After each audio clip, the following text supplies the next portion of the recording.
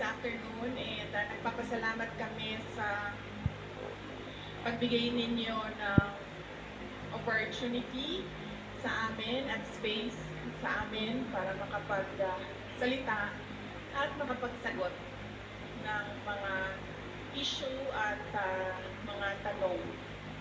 Okay? Okay. Ang taas kasi ng hagdanan. Okay, sige.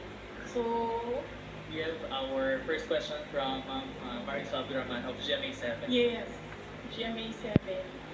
Magandang hapon kasi I only have one question sir.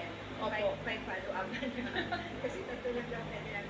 Ma'am, have you received already the subpoena was served yesterday by the NBI? Yes, natanggap namin yung subpoena ng NBI and nilagay nila doon na they are investigating grave assault and violations under violations under the anti-terrorism law. So what's the... Ang unang-unang ginawa namin is I requested to reschedule the invitation dahil nag-conflict siya sa schedule namin sa hearing ng House of Representatives sa Committee on Good Government. So conflict silang dalawa and pinrioritize namin yung hearing sa House of Representatives kasi kahit man hindi ako umattend doon, umattend ako sa investigation, nakikiusap talaga lagi. And yun din talaga ang promise ko sa kanila simula pa nung mag-umpisa lahat ng mga investigasyon, nasasamahan ko yung mga employees ng Office of the Vice President na pinapatawag sa mga hearings. But what's your reaction to these cases filed against you po? Lalo yung sinabi mo possible pa yung anti-terror at saka dagdag po na rin yung pinel po ng PNP just today po against you, against your group commander and some for John Doe's and Jane Doe's po. Dahil sa nangyari po ng transfer from PNMC to St. Doe's po. Yes, oo. Well, on face value, hindi ko naman nakita kung ano yung mga allegations niya, no? Meron lang mga pinagpapasapasahan na cover noong complaints. On face value, will not hold water.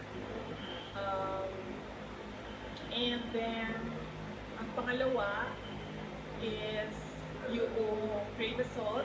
I believe, pinipilit na lang talaga nila nagawa ng kaso yung mga remarks ko. And pangatlo, natatawa ako sa violations on the anti-terrorism law kasi sinusubukan nila to reach sa aking properties and assets. Kasi itong violation ng anti-terrorism law, ginawa nila ito kay Congressman R.D. Teves.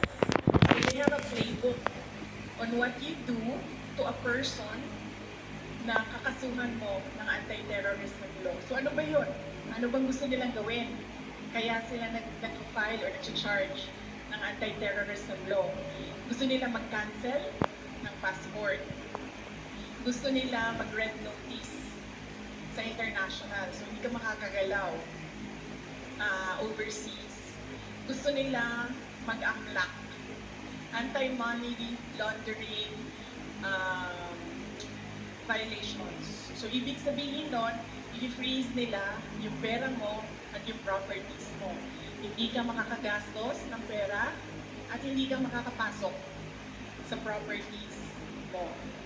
At gusto nila mag-issue ng mga search warrants.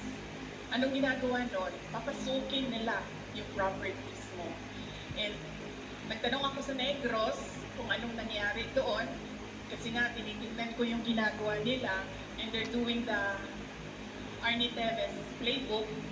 Ang ginawa nila doon, masok sila sa mga bahay, mga properties.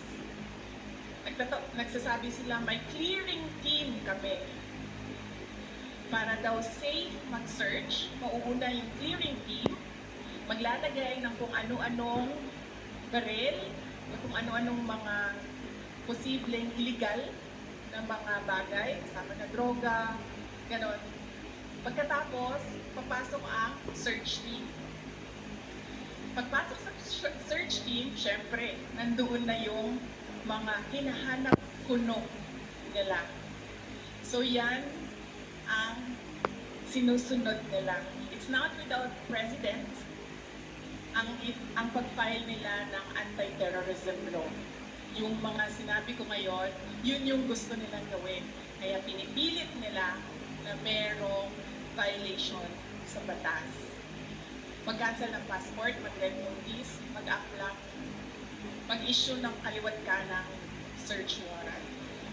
So, ibig sabihin, babalik pa rin tayo doon that this is clearly oppression and harassment for remarks that they pinipilit nila to take it out of its logical context. Abogado ako.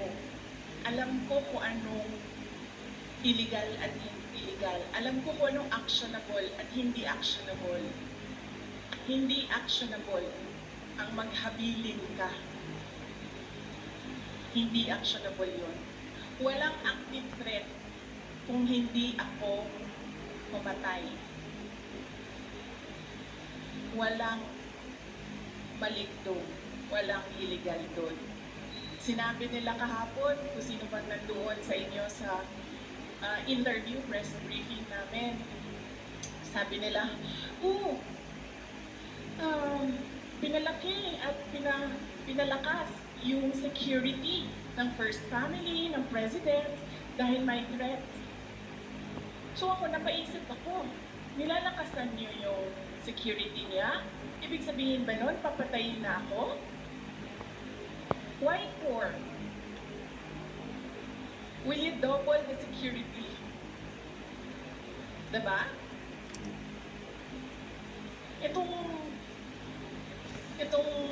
mga dictators and oppressors, unfortunately, hindi sila magaling mag-isip. Basta lang sila tira,